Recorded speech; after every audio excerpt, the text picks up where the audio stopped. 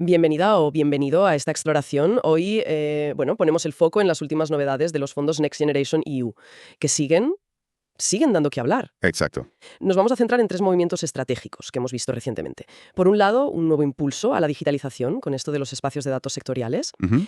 Luego, la aceleración de la descarbonización, que viene nuevo PERTE. Y finalmente, una apuesta muy fuerte a nivel europeo para fortalecer nuestra tecnología con un megafondo. Sí, señor. Las fuentes nos pintan un panorama, bastante ambicioso. Nuestra tarea hoy es intentar destilar lo esencial, ¿no? Entender qué pueden significar en la práctica. Exactamente. Lo que estamos viendo es cómo se canalizan estos recursos europeos hacia prioridades, digamos, muy pensadas, muy estratégicas para el futuro. Claro. No son cosas aisladas, ¿eh? Forman parte de un plan. Buscan transformar la economía usando los datos, pisar el acelerador en la transición ecológica industrial. Fundamental. Ujú. Y reforzar esa capacidad tecnológica propia de la Unión Europea. Que no dependamos de terceros en áreas críticas. Son movimientos clave, vamos, en el tablero global. Totalmente. La autonomía estratégica que se dice tanto ahora. Eso es. Entendido. Pues, a ver, vamos a ir desgranando esto poco a poco. Empecemos, si te parece, por la digitalización. Hay un instrumento nuevo, el Kit Espacios de Datos. Sí. El gobierno ha puesto 60 millones de euros encima de la mesa. Para esto, el objetivo, por lo que dicen, es animar a entidades, públicas y privadas, a crear o unirse a espacios donde se compartan datos de un mismo sector. Ujú. Suena fundamental para eso que llaman la economía del dato. Pero, ¿qué implica exactamente? O sea, ¿cómo funciona? Pues implica ir un paso más allá de que cada empresa o cada ayuntamiento se digitalice por su cuenta. La clave está en esas palabras, espacios y sectoriales. ¿Vale? Se busca crear ecosistemas donde se colabore. Imagínate, no sé, el sector turístico, por ejemplo. Sí. Que hoteles, aerolíneas, empresas de ocio, incluso las administraciones locales, pues que compartan datos. Datos agregados, anonimizados, claro, sobre flujos de gente, ocupación, que prefiere la gente. Ah, claro. Esto permitiría optimizar un montón de cosas, predecir la demanda, crear ofertas mucho más ajustadas. Interesante. Y lo mismo te digo en la industria, o en salud, o en el sector agroalimentario. El potencial es enorme si se consigue que estos espacios funcionen de verdad. Generar valor, eficiencia, innovación. Entiendo. Y para que funcionen, parece que se incentiva que participe todo el mundo. Hay detalles importantes sobre las ayudas. Estarán disponibles hasta marzo de 2026, que es un plazo majo. Sí, hay tiempo. Pero se concederán por orden de llegada. Este modelo, que nos suena del kit digital, parece que busca agilidad, ¿no? Quizá evitar atascos. Exacto. Es el modelo First Come, First Served. Busca incentivar que la gente se ponga las pilas rápido y evitar esas fases larguísimas de evaluación competitiva que a veces, ralentizan todo. Claro. Premia al que se mueve primero. Lo que pasa es que también tiene eso aquel, ¿no? Hay que asegurar que las entidades más pequeñas o con menos músculo para preparar papeles rápido no se queden fuera. Buen punto. Y volviendo a las cantidades. Para empresas y entidades que tengan actividad económica, las ayudas llegan hasta 15.000 euros si participan como miembros de un espacio de estos. Ujú. O hasta 30.000 si lo que hacen es ofrecer las soluciones tecnológicas para que funcionen. Como proveedores, sí. Y para las administraciones públicas, las cifras son más altas todavía. Hasta 25.000 euros como participante y 50.000 como proveedor. Esto sugiere que ven a la administración como un actor clave, no solo como usuaria. Totalmente. Puede ser un dinamizador fundamental. La fuente, para quien quiera mirar detalles, es planderecuperación.gov.es. Pero, más allá del dinero, ¿cuáles crees que son los retos principales para que esto funcione? Para que los espacios de datos arranquen de verdad. Sí, porque suena bien, pero... Los retos son importantes, no hay que engañarse. Primero, la gobernanza. O sea, quién manda en el espacio, con qué reglas se comparten los datos, cómo aseguras la privacidad, la seguridad. Eso es clave. Fundamental. Segundo, la parte técnica. Interoperabilidad. Estándares. Los datos de sitios distintos tienen que poder hablarse. Y eso requiere unos estándares comunes que a veces o no existen o son complicados de poner en marcha. Ya. Tercero, y muy importante, la confianza. Las empresas, sobre todo, tienen que fiarse. Confiar en que compartir sus datos les va a dar valor y no les va a crear problemas de competencia o de seguridad. Claro, que no les perjudique. Exacto. Y por último, la capacitación. Hacen falta profesionales que sepan gestionar esto y sacarle partido. El kit este es un empujón, el dinero ayuda. Pero el éxito, dependerá de cómo se gestionen todos estos otros factores. Queda claro, sí. El dinero ayuda, pero no lo es todo. Es un primer paso en un camino que tiene su miga. Sin duda. Bueno, pues si la digitalización es esa base, ese habilitador, otro pilar clave de los fondos es la transformación industrial y ecológica. Ujú, ujú. Y esto nos lleva directos a la segunda novedad, el anuncio de nuevos PERTE. El ministro de Industria, Jordi Hereu, ha dicho que los próximos focos van a ser el vehículo eléctrico y líneas específicas de descarbonización industrial. Dos áreas, críticas, ¿no? Críticas y además complementarias. El PERTEVEC, el del vehículo eléctrico, busca, asegurar la transición de nuestra industria del automóvil, que es potentísima en España, hacia lo eléctrico y lo conectado. Claro, es vital. No es solo fabricar coches eléctricos, es toda la cadena. Baterías, puntos de recarga, el software, nuevos servicios de movilidad. Es una reconversión industrial en toda regla. Mucho empleo y competitividad en juego. Muchísimo. Y a la vez, el PERTE de descarbonización industrial, este parece que ataca otro frente, distinto, pero igual de crucial para los objetivos climáticos y para que la industria pesada sea sostenible. Efectivamente. Este va a sectores como pues, la siderurgia, el cemento, la química, las refinerías, industrias que consumen muchísima energía y emiten mucho CO2, pero que necesitamos. Son la base. Son esenciales. Ayudarles a bajar emisiones con nuevas tecnologías, piensa en hidrógeno verde, electrificación de procesos, captura de carbono, es fundamental para cumplir con Europa y para que sigan siendo viables a largo plazo en un mundo que va a penalizar las emisiones cada vez más. Es un reto tecnológico y financiero enorme para estas empresas. Me imagino. Y para afrontar estos retos, las cifras que se anuncian son importantes. Y los plazos. Parece que quieren ir rápido. Esperan publicar las convocatorias en los próximos 3 meses. Sí, eso han dicho. Para el de descarbonización hay pendientes más de 1.480 millones de euros. Y ojo al desglose. 480 millones son subvenciones directas, a fondo perdido, y 1.000 millones son préstamos.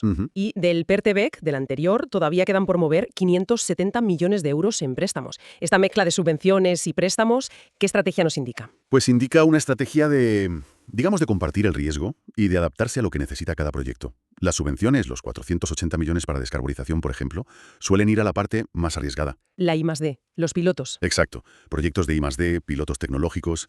Las primeras veces que pones una tecnología nueva que aún no sabes si va a ser rentable. Ayudan a saltar esa primera barrera. Vale. Los préstamos, en cambio esos 1.000 millones para descarbonización o los 570 del BEC, están más pensados para inversiones ya más grandes. Modernizar una línea de producción, construir una planta nueva, cosas donde ya esperas un retorno económico a medio o largo plazo. Y puedes devolver el préstamo, aunque sea con buenas condiciones. Claro. Es una forma también de tirar del capital privado, porque estos préstamos normalmente te piden cofinanciación. Entiendo, se adapta el tipo de ayuda al tipo de riesgo y de proyecto. Tiene sentido. Aún así, la ejecución de los PERTEs, que ya hemos visto, ha tenido sus dificultades, ¿no? Se espera que estos nuevos vayan a fluir mejor. Esa es la gran pregunta. Y la esperanza, claro, se supone que se han aprendido lecciones de los primeros PERTEs, tanto al definir las convocatorias como en la gestión, en la burocracia. A ver si es verdad. Se busca simplificar, agilizar, que el dinero llegue. Pero vamos, la complejidad de estos proyectos tan grandes, que mueven a mucha gente, tecnologías nuevas, siempre va a tener sus desafíos. La coordinación entre administraciones, que las empresas presenten buenos proyectos, la agilidad al evaluar, todo eso sigue siendo clave. Que anuncien plazos cortos para sacar las convocatorias es buena señal, indica voluntad política de acelerar. Estaremos muy atentos, desde luego, a cómo salen esas convocatorias. Y esta ambición por fortalecer la industria y la tecnología en áreas clave nos lleva a la tercera gran novedad, que esta ya opera a una escala mucho mayor, a nivel europeo. La creación de un megafondo tecnológico, el Scale Up Europe Fund. Sí, palabras mayores. La cifra es impactante, más de 20.000 millones de euros. Y el objetivo es doble, ayudar a las startups tecnológicas europeas que tienen potencial a hacerse gigantes, a escalar, como dicen ahora, y con eso reforzar la soberanía tecnológica de la Unión Europea. Sí, la escala es muy significativa y responde a un problema que llevamos años comentando en Europa. ¿Cuál exactamente? Pues que tradicionalmente Europa ha sido muy buena generando ciencia, creando startups innovadoras en universidades, en centros de investigación, pero luego muchas de estas empresas tan prometedoras se quedaban atascadas en lo que llaman el valle de la muerte de la financiación. Cuando necesitaban de verdad mucho dinero, mucho capital, para crecer rápido, para irse a otros mercados, para competir a nivel mundial, ahí faltaba músculo financiero en Europa. ¿Y qué pasaba entonces? ¿Se vendían o...? No, pues pasaban dos cosas principalmente. O bien las compraban grandes multinacionales tecnológicas, muchas veces americanas o asiáticas, y claro, el talento y la propiedad intelectual se iban fuera. La fuga de cerebros y de tecnología. Exacto. O bien, las propias startups tenían que irse a buscar esa financiación masiva a Estados Unidos y muchas veces acababan moviendo la sede o el centro de decisión allí. El resultado era el mismo, una fuga de potencial económico y estratégico para Europa. Y este fondo lo que busca es taponar esa fuga, entiendo. Quiere poner aquí ese capital de crecimiento, el Scale Up Capital, que es el que faltaba para crear y retener aquí a los futuros líderes tecnológicos europeos. Justo eso. No es solo el dinero, aunque 20.000 millones es una barbaridad que puede marcar una diferencia real. Es también una señal estratégica muy potente. ¿En qué sentido? Busca cambiar un poco la mentalidad inversora en Europa, fomentar que se asuman más riesgos en esas etapas de crecimiento, crear un ecosistema donde una empresa tecnológica vea que puede llegar a ser líder mundial sin tener que emigrar. Y la idea de soberanía tecnológica es central, claro. Sí. Asegurar que Europa tenga capacidad propia en tecnologías que van a ser críticas. Inteligencia artificial avanzada, cuántica, nuevos semiconductores, biotecnología, tecnologías limpias. No depender tanto de fuera. Y es interesante la estructura del fondo. No es solo dinero público de la Comisión. Buscan atraer inversores privados, que eso es clave para llegar a esa cifra y para que la gestión esté orientada al mercado, ¿no? Fundamental. Y según leíamos en Expansión, participan 2 actores españoles importantes. Criteria Caixa, que es el brazo inversor de la Fundación La Caixa, y el Banco Santander. ¿Qué nos dice esta mezcla público-privada y la presencia española? Pues nos dice varias cosas. Primero, que se reconoce que un reto así de grande necesita que el sector público y el privado vayan de la mano. El público pone el impulso inicial, la garantía estratégica, y el privado aporta más capital, experiencia inversora, disciplina de mercado. Se complementan. Exacto. Segundo, que participen entidades tan potentes como Criteria Caixa y Santander es una señal de confianza en la iniciativa y demuestra que en Europa hay capacidad de mover capital si se crean los vehículos adecuados. Y para España, claro, tener actores nacionales metidos ahí puede facilitar que las startups españolas con potencial accedan a esta financiación, que se beneficien de la estrategia. Tiene lógica. Pero un fondo tan grande también puede generar dudas, ¿no? Hay riesgo de que se inflen valoraciones, de crear una burbuja, o de que el dinero acabe siempre en las mismas empresas estrella o en las que tienen mejores contactos y no llegue a las más disruptivas. Es un riesgo real, sí, y un desafío de gestión muy importante. La gestión del fondo va a ser absolutamente crucial, para asegurar que invierten por mérito tecnológico, por potencial de mercado y no solo por quien tiene mejores padrinos, digamos. Claro. Habrá que buscar un equilibrio. Apoyar a los campeones que ya se ven venir, pero también apostar por tecnologías más radicales, por equipos menos conocidos, pero con ideas brutales, y vigilar el impacto en todo el ecosistema para no crear distorsiones. Hará falta una gobernanza muy sólida, criterios transparentes, diversificar bien. No es fácil, ¿eh? Pero la alternativa, que es no hacer nada, se considera peor para el futuro tecnológico de Europa. Desde luego. Bueno, pues hemos cubierto bastante terreno, ¿eh? Si intentamos conectar un poco todos los puntos, A ver. tenemos, por un lado, una inversión en la base, en la infraestructura digital, con el kit espacios de datos, buscando que los datos fluyan, que generen valor en cada sector. Por otro lado, un impulso muy fuerte a la doble transición, verde e industrial, con los PERTE, centrados en movilidad sostenible y descarbonización de sectores clave, mezclando subvenciones y préstamos. Sí. Y finalmente, una apuesta masiva ya a nivel europeo con el Scale Up Europe Fund para crear nuestros propios líderes tecnológicos y asegurar la soberanía en áreas críticas. Parece una estrategia con distintas capas pero conectadas. Totalmente interconectadas, es que los datos y la digitalización, lo de los espacios de datos, son la base, son habilitadores para la eficiencia y la innovación que buscan los PERTEs. Claro. Y la descarbonización, el coche eléctrico, los PERTEs son campos donde pueden nacer muchas de las startups tecnológicas que luego el Scale Up Europe Fund querrá impulsar. Ajá. Y el éxito de esas futuras empresas líderes, el Scale Up Fund, dependerá de que tengamos un tejido industrial moderno y una infraestructura digital potente. Es una visión sistémica, yo diría. Entonces, más allá de los titulares, de las cifras millonarias, lo importante es entender esa coherencia estratégica, ¿no? Son inversiones pensadas a medio y largo plazo. Buscan remodelar la base económica, la base tecnológica de España y de Europa para competir en un mundo, muy distinto al de hace 10 años. Un mundo marcado por la competencia tecnológica y por la urgencia climática. Totalmente. La famosa doble transición verde y digital no es solo un eslogan, parece que es la hoja de ruta que estos fondos intentan hacer realidad. Exacto. Y el éxito, insisto, no está garantizado.